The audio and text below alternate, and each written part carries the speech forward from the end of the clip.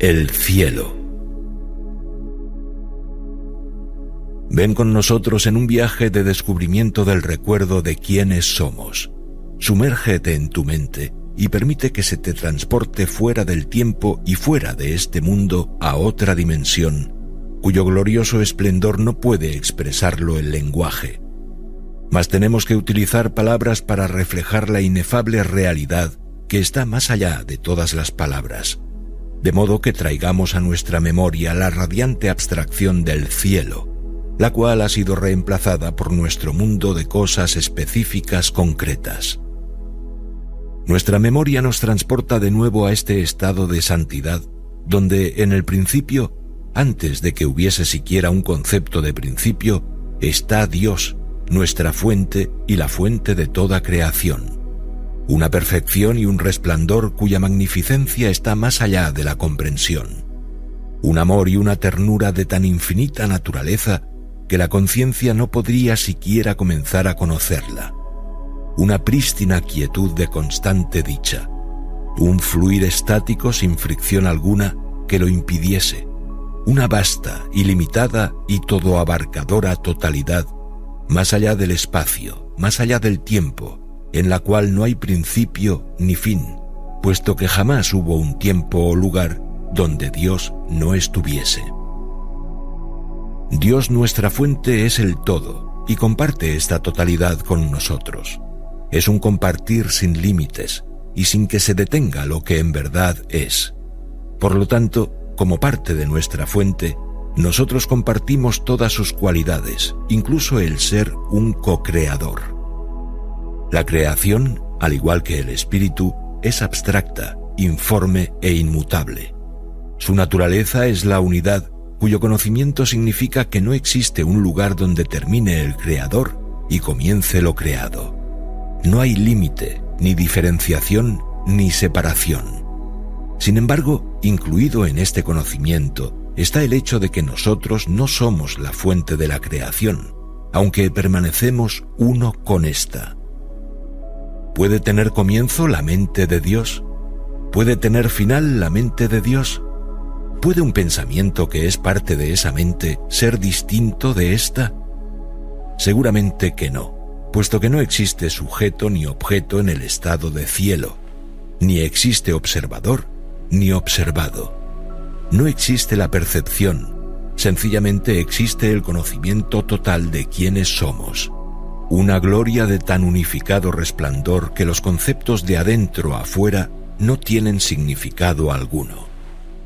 Somos una idea en la mente de Dios, y esta idea, sin limitación alguna, se compone de un número infinito de pensamientos. Todos estos pensamientos son los hijos de Dios, y la idea unificada, el Cristo, es el Hijo.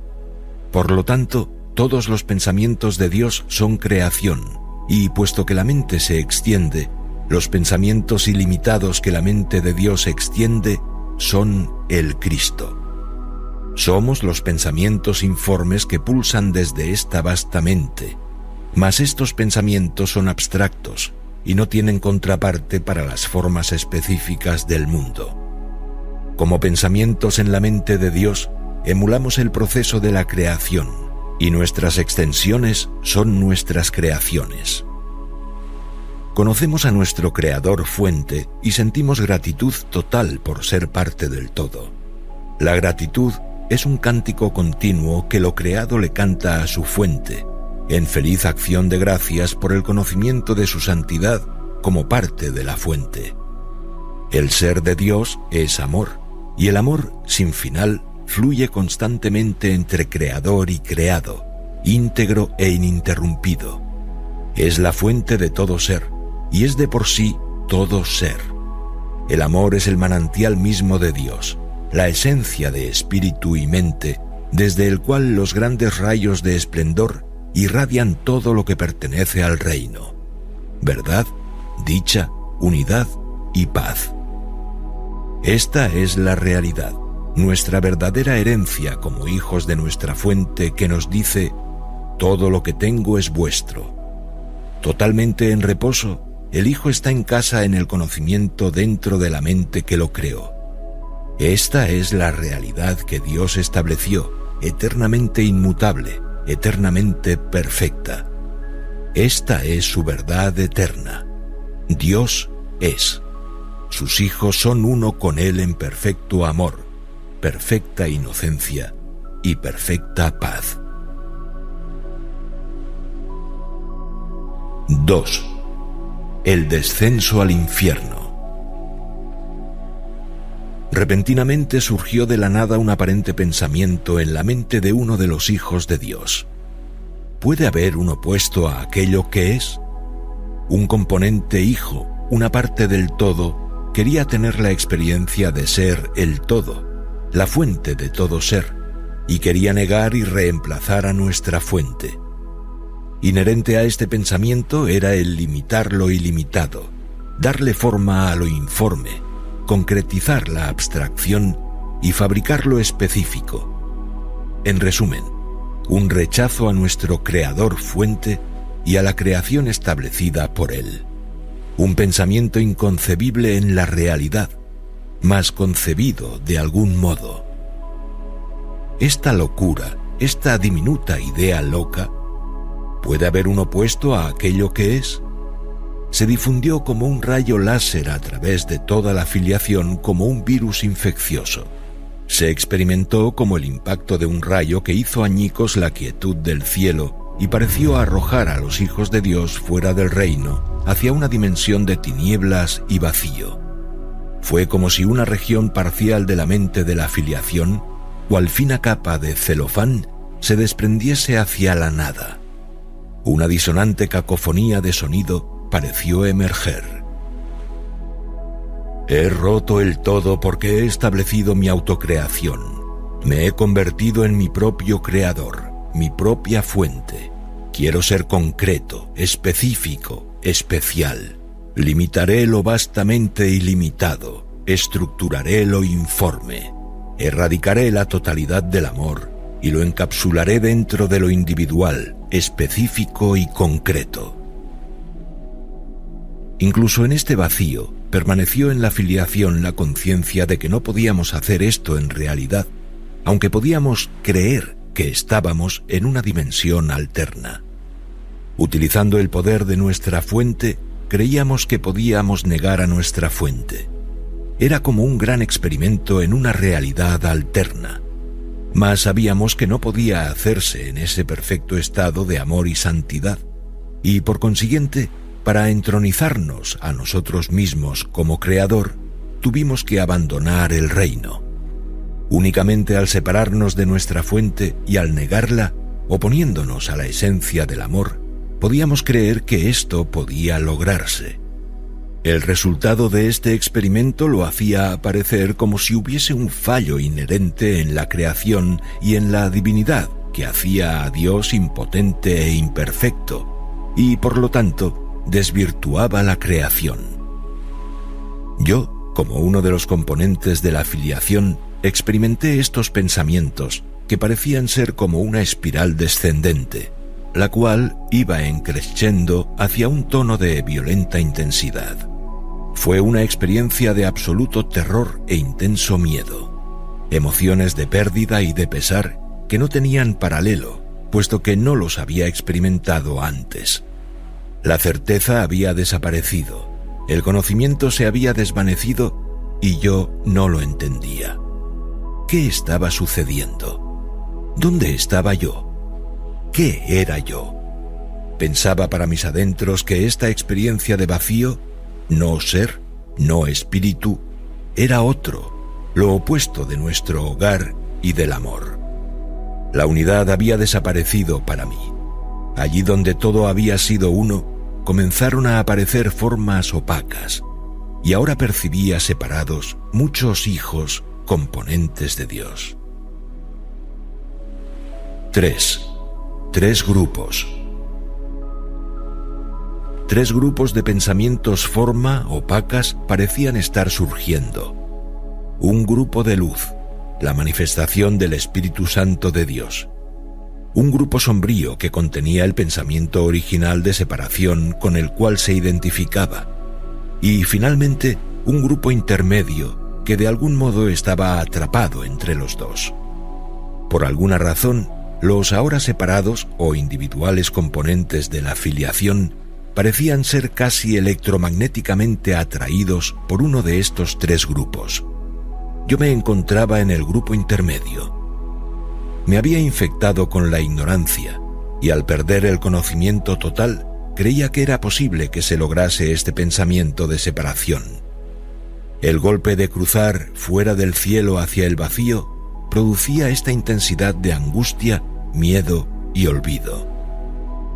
¿Quién es el responsable de estos pensamientos de locura?, grité. ¿Cómo es que terminé aquí? Como respuesta, escuché una fuerte risa burlona y de inmediato reconocí al grupo sombrío.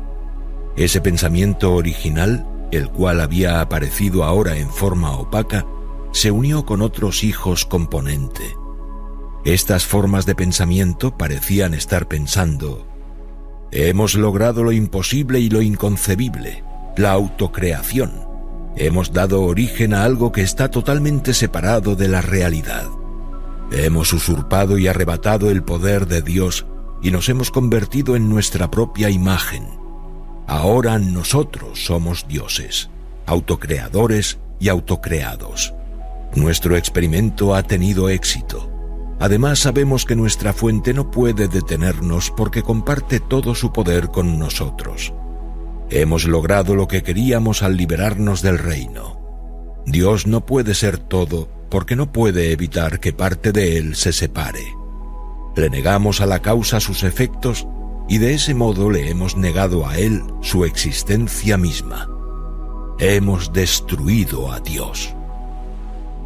Quedé sumergida en un terror absoluto y les grité: todos ustedes están locos, es imposible que neguemos a nuestra fuente. Pero ellos me respondieron: por supuesto que podemos, nuestra fuente no nos detiene, fíjate, nuestro experimento ha tenido éxito. Me sentía confundida y perpleja. ¿Cómo puede un hijo componente llegar a la conciencia de que puede negar su fuente?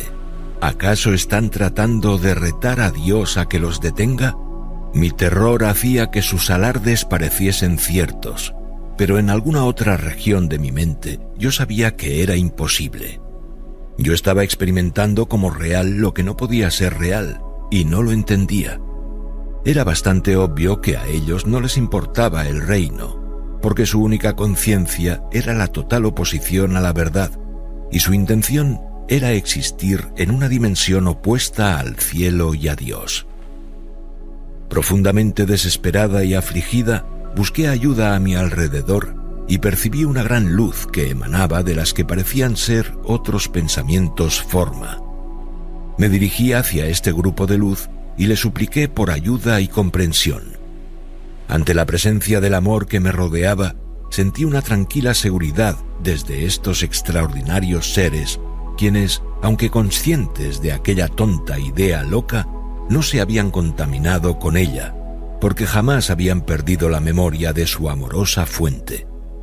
Era como si una continua línea de la luz del cielo se elevara con ellos, haciendo posible que fuesen una presencia constante de amor. Una dulce voz me habló desde estos resplandecientes pensamientos forma. No temas. Recuerda de dónde procedes y quién eres. Estas tontas ideas de usurpación, rebelión y delimitación que quebraron tu paz y tu alegría no pueden tocarte si conservas la pura conciencia de nuestra fuente. Lo que estás experimentando es solo un delirio de la mente y en realidad no puede tener efecto real alguno. Pero yo les dije: ¿por qué me siento tan perdida, despojada de todo, perpleja, angustiada y confundida? Recuerda, dijo la voz, piensa de nuevo en tu primera respuesta a esa diminuta idea loca de que tal vez podría haber un opuesto al cielo. No podía desprenderme de mi resistencia a esa memoria y reconocí para horror mío cuál había sido mi primera respuesta. Eso parece interesante. Me pregunto cómo sería. Me enfermaba la idea de que, al haber considerado la posibilidad de algo distinto al cielo, aunque solo hubiese sido por un segundo, había permitido que ese pensamiento contaminase una parte de mí. La amorosa voz de luz me explicaba: esa es la razón de tu angustia y tu confusión. Una parte de tu mente que había considerado ese pensamiento está experimentando sus efectos ahora. Eso es todo lo que ha sucedido, nada más. Ese pensamiento y sus efectos te parecen muy reales, pero tu verdadero estado de ser, espíritu aunado con Dios, es tu única realidad. Una parte de tu mente cree que está experimentando una no realidad, un estado llamado conciencia que percibe opuestos y dualidad en contraste con la unidad del cielo. «¿Pero cómo puede ser esto?», exclamé. «En verdad, no lo es», me respondieron. «Concentra tu mente ahora en el recuerdo de la verdad. Aférrate solo al pensamiento de nuestra fuente». Pero impacientemente les dije: «Tenemos que hacer algo. Simplemente no podemos permitir que esto continúe. Tenemos que detener y erradicar este pensamiento de separación y todas sus consecuencias». Estaba aterrada. Dolorosamente inicié un inventario mental y me di cuenta de que mediante el nacimiento de lo que llamamos conciencia, yo percibía la dualidad, y este vino a ser el estado mental del grupo intermedio, el cual me incluía a mí. El miedo, el cual había experimentado como un estampido sónico, fue la primera emoción que sentí al creer que me había separado de mi fuente y negado la emoción del cielo, que es el amor. A esto le siguió la percepción de que aparentemente la unidad se había hecho añicos y se había fragmentado, convirtiéndose en muchas formas. Me aterroricé todavía más y no podía aceptar las afirmaciones de seguridad del grupo de luz. La experiencia de culpa y de terror era demasiado fuerte. De pronto escuché de nuevo en mi mente torturada la risa despectiva del grupo sombrío. Volví mi atención hacia ellos al decirme: «¿Cómo puedes escuchar lo que ellos te están diciendo? Sabes lo que estás experimentando. Ellos no lo comprenden. Presta atención. Te mostraremos cuánto poder tenemos». Me volví hacia el grupo de luz y mientras sentía que me deslizaba hacia la oscuridad, les grité llena de desesperación: ¿No ven lo que ellos van a hacer? ¿Cuáles son sus intenciones? ¿Cómo pueden quedarse ahí sin hacer nada? ¿Ni siquiera les importa? Lo que ellos están haciendo es imperdonable, y también es imperdonable que ustedes permitan que suceda. Con la calma del cielo, los seres de luz me dijeron: «No te opongas, no los hagas responsables, ni creas lo que estás oyendo. Sabes que el amor, nuestro verdadero estado, jamás se opone. El amor simplemente es, y no puede tener opuestos. Lo que aparece como opuesto es irreal, y, por lo tanto, es locura. No creas en lo que no existe». Frenéticamente miré en derredor y vi que había otros, iguales a mí, que se sentían aterrados y perdidos. Mis pensamientos volaron hacia ellos, puesto que su lamentable estado reforzaba el mío. Me volví nuevamente hacia el grupo de luz, suplicándoles: «Por favor, únanse a nosotros, detengamos todos juntos a los sombríos, de manera que podamos huir de este estado de separación y retornar a nuestra fuente y creador. En su santo nombre, los exhorto a que se movilicen juntos con nosotros en contra de los sombríos». La amorosa y autoritaria voz de ellos respondió: «Considera esto.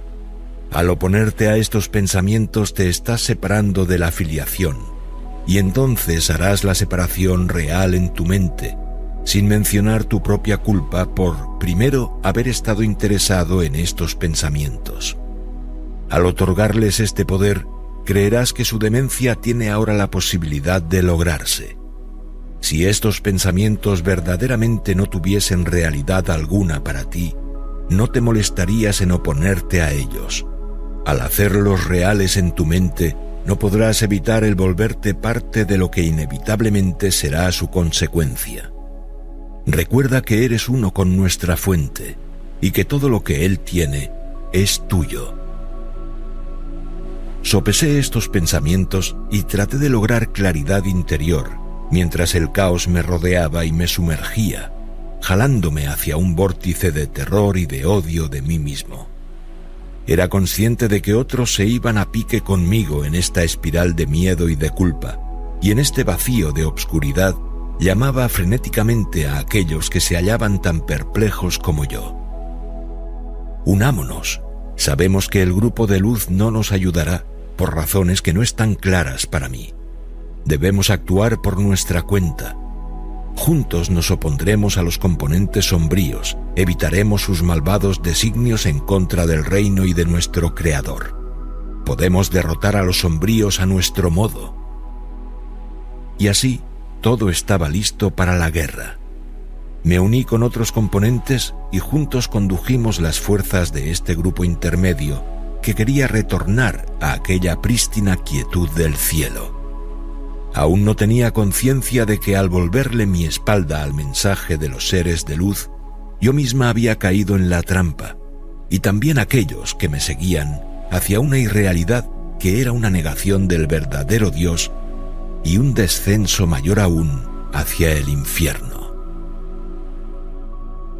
4. La fabricación del mundo. Los tenientes primeros de Dios. Como he dicho, 3 grupos distintos habían surgido. Los seres de luz, quienes no se unieron con nosotros para oponerse.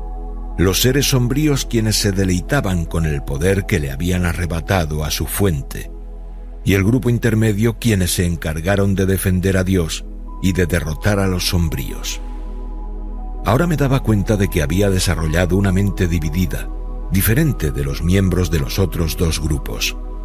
El grupo sombrío tenía como único propósito experimentar y reemplazar a Dios, mientras que el grupo de luz solo conservaba la memoria única del amor de Dios, puesto que se daban cuenta de que todo lo demás era simplemente fantasía. Como miembro del grupo intermedio, me encontraba en un paradójico dilema. Reconocía la verdad del estado mental del grupo de luz, mientras permanecía presa del pánico debido a los designios del grupo sombrío. El gran conflicto que sentía me desgarraba en 2 y el terror se apoderaba de mi mente.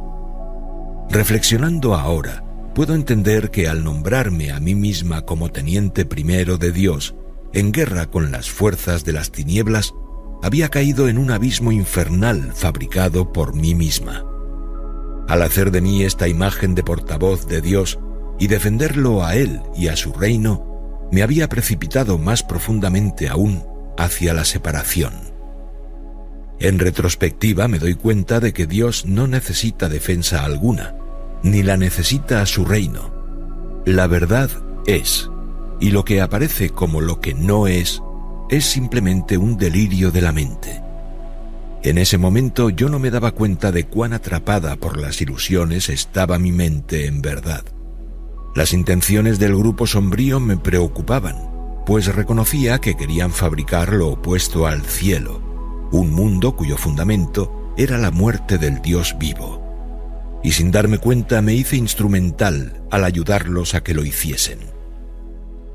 A medida que el grupo sombrío continuaba deleitándose en su triunfo, mi mente impulsada por el miedo se enfurecía con ellos en airada protesta y oposición. Mas ellos continuaban con su risa burlona y desafiante. «Todavía no entiendes el poder que tenemos. Haremos finito el infinito, limitado lo ilimitado y concreto y específico lo abstracto». Luego comenzaron a proyectar hacia el exterior desde sus mentes el pensamiento de su gran experimento, y rápidamente le ordenamos a las fuerzas de aquellos que nos seguían que lanzaran un pensamiento de luz para contrarrestar ese pensamiento de obscuridad.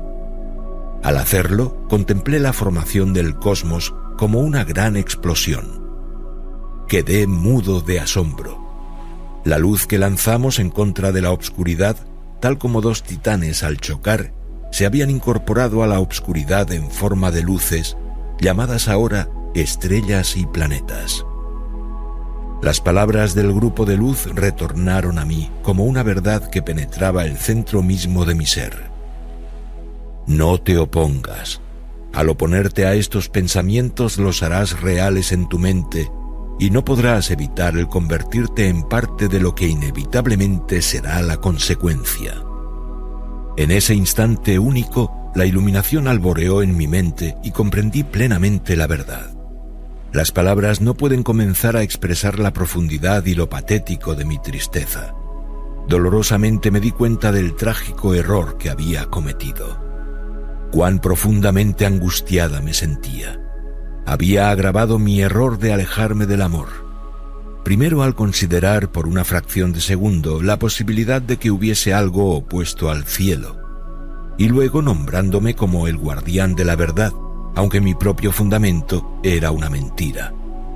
Vi cómo mi santo propósito, defender a Dios, constituía la negación misma de Él, a la que yo estaba tratando de honrar y de sustentar. Comprendí que ciertamente esta era la negación del conocimiento y había caído en la trampa hipnótica de la ignorancia.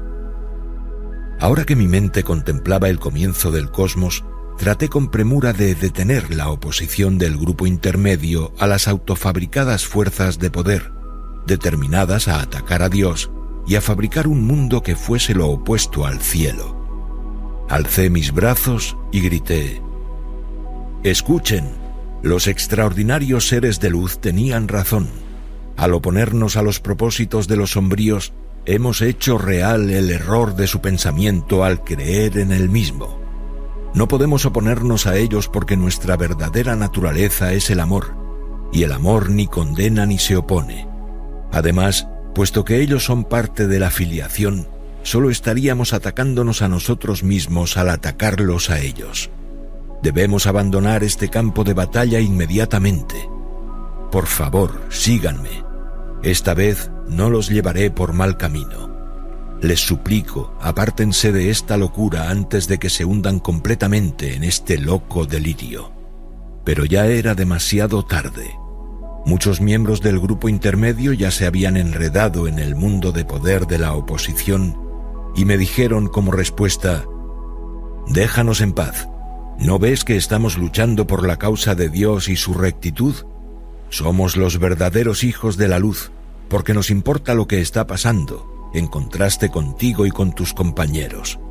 Utilizaremos todos los poderes que Dios nos ha dado para derrotar las fuerzas del mal». Pero yo seguía suplicándoles: ¿no ven lo que está ocurriendo? El grupo sombrío necesita que se opongan a sus pensamientos de oposición a Dios, y les estamos proveyendo eso. Si no nos oponemos a ellos, estos pensamientos no pueden tener efecto alguno y se desvanecerán en la nada. Pero si nos oponemos, como hemos comenzado a hacer, la consecuencia será que la nada se convertirá en algo. La diminuta idea loca de habernos separado de nuestra fuente y unos de los otros se grabará para siempre en nuestras mentes. Por favor, escúchenme, pues yo caí, pero he reconocido mi error. En el nombre del Dios viviente y del Cristo que son ustedes, los exhorto a que desistan de su oposición». Algunos se conmovieron con lo que dije y se alejaron conmigo, y nos dirigimos hacia los seres de luz. Otros se quedaron, sin embargo, y se deleitaban en su recién hallado poder. Sintiéndonos impotentes para evitar que se precipitaran locamente hacia un infierno de su propia fabricación, contemplamos la falsa creación del mundo físico, cuyo ritmo era como el punto contra punto. Cada vez que las fuerzas sombrías proyectaban cada pensamiento, este era contraproyectado por el grupo intermedio que creía en su ignorancia que ya se había logrado la total negación de Dios. En ese conflicto y en esa oposición se construyó el mundo de la materia en su totalidad, paso a paso. En primer lugar, el cosmos mayor, seguido por los reinos mineral, vegetal y animal, todas las llamadas formas de vida en cada lugar del universo. Al emitirse cada proyección desde las mentes de ambos grupos en combate, yo observaba que el de cada componente mental disminuía. Este tenía que ser el caso porque la fabricación del mundo era lo opuesto del cielo, donde el poder jamás disminuye. No fue hasta cerca del final del proceso que los dos grupos se percataron de que su poder iba quedando atrapado en las formas que estaban fabricando. Fue el grupo intermedio el que primero se dio cuenta de este fenómeno. Al percibir que el poder del grupo sombrío ya casi se había terminado, quisieron hacer una criatura en la cual ellos mismos se pudiesen proyectar, pues eso les daría dominio sobre todo lo que se había fabricado. Esta criatura, un llamado ser sensible revestido de un denso cuerpo material, el autoproclamado Homo sapiens en este planeta, y que escasamente se ajusta a su título, fue el logro cumbre del grupo intermedio en su último intento por arrebatarle la iniciativa al grupo sombrío. En respuesta, el grupo sombrío también proyectó el poco poder que le quedaba sobre estas criaturas sensibles. Esta fue la única ocasión en que el proceso punto contra punto cambió su ritmo, puesto que fue el grupo intermedio el que tomó la iniciativa en este ostentoso diseño de la falsa creación. Contemplamos cómo se llevó a cabo el gran experimento del grupo sombrío. Ellos habían aprendido que lo opuesto a la unidad del cielo era el conflicto, y por consiguiente, la oposición era el ingrediente que le daría forma a su experimento y proveería el testigo material de su logro. Así pues, su estrategia era sacar ventaja de la ignorancia del grupo intermedio de lo que en realidad estaba sucediendo, al hacerle el juego a su miedo, ira y ansia de poder, y provocándolos a oponerse. Fue la primera seducción, y el grupo intermedio cayó en la trampa de creer que al oponerse y triunfar sobre los sombríos, a quienes percibían fuera de ellos, podrían evadir la responsabilidad de enfrentarse a la obscuridad de su propio pensamiento de separación, el cual era únicamente ignorancia. Pude ver tan claramente que ellos utilizaban arrogantemente el poder de sus mentes para odiar bajo el disfraz santurrón del amor y la verdad. Y yo sabía que estaban condenados. Así se fabricó un mundo de opuestos de la oposición y el choque del grupo intermedio con el grupo sombrío. Un mundo material de densidad, conflicto y odio. Fue en verdad un choque de nada con nada, un pensamiento de separación proyectado, el cual se oponía a otro pensamiento de separación proyectado, lo que produjo el mundo. Inherente dentro de este distorsionado ámbito perceptual que es el universo material, el tiempo fue el mecanismo que parecía originar la destrucción final del Hijo de Dios y todo lo que éste fabricó. Puesto que el propósito detrás de la fabricación del mundo y del cuerpo era lo opuesto al amor, lo que parecía haber nacido era un odio de sí mismo de una naturaleza tan flagrante que ni una sola parte de la contaminada filiación podía contemplar la totalidad de este odio de sí misma sin experimentar un intenso terror. Así pues, la conciencia de este intenso odio de sí mismo fue borrada de nuestro consciente, pero este odio de sí mismo o culpa aún inconscientemente dictaba la multiplicidad de dramas que cada componente entidad experimentaría a través de sus aparentemente interminables ciclos de nacimiento, muerte, renacimiento. La aprehensión de la dualidad de espacio, sujeto y objeto, fue inmediata después de la separación. Pero la dimensión del tiempo fue una ilusión que nació para impartirle crédito a la idea de la destructibilidad.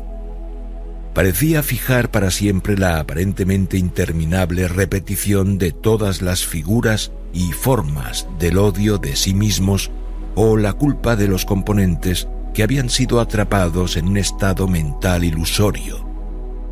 Fabricamos el tiempo para arraigar aquí nuestro consciente y que pareciese que la separación en verdad se había logrado.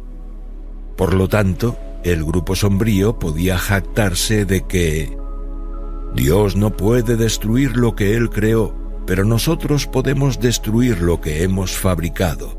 Por consiguiente, somos superiores a Dios. Ya Dios no existe y nosotros reinamos supremos. En el estado de sabiduría que había alcanzado, pude entender los efectos inevitables de lo que había tenido lugar a lo largo de la total extensión de la dimensión que llamamos tiempo. Con una voz que resonaba con el profético pesar de los siglos, afirmé tristemente: a ustedes, mis compañeros, quienes han elegido caprichosamente negar su fuente y utilizar de manera equivocada el poder que Él compartió con ustedes, el vagar en pesadillas ilusorias será su destino, sin que jamás tengan conocimiento y jamás sepan distinguir entre verdad y falsedad. Siempre parecerá que el odio radica en el exterior, cuando en verdad radica dentro de sus mentes. De esa manera morarán en un espectro de odio caótico, aturdidos en un abismo de perdición que no tiene fin hasta tanto puedan cambiar de pensamientos. Y a ustedes, mis compañeros que han elegido rechazar el consejo de los seres de luz y proseguir con su locura, ustedes experimentarán conflicto, angustia, pesar y pérdida que jamás terminan.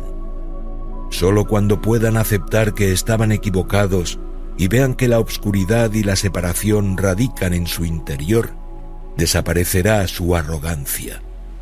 Cuando al fin puedan desprenderse de su autoproclamado papel de santurronería como los tenientes primeros de Dios, se liberarán de su vagar sin propósito en esta no realidad que ustedes llaman mundo.